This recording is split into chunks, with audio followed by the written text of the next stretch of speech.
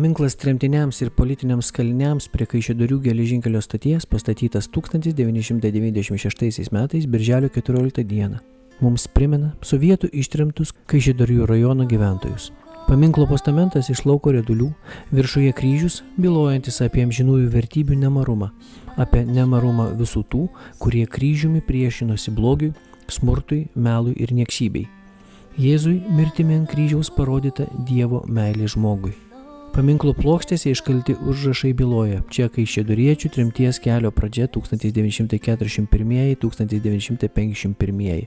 1941 Permės sritis, 1946 Krasnojarsko kraštas, 1949 Irkutsko sritis, 1951 Tomsko sritis. Viešpatie duok mums ištvermės.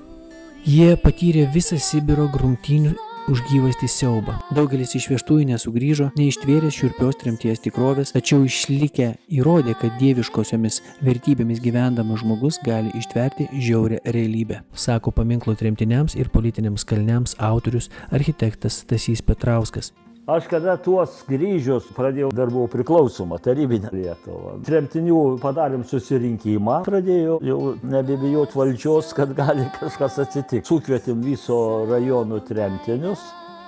Ir mes ten su jais pabendravom, stengiamės kažką tai padaryti. Aš per tą susirinkimą pasižadėjau jiem, kad stengsimės su žmonių pagalba atstatyti visus sugriautus kryžius.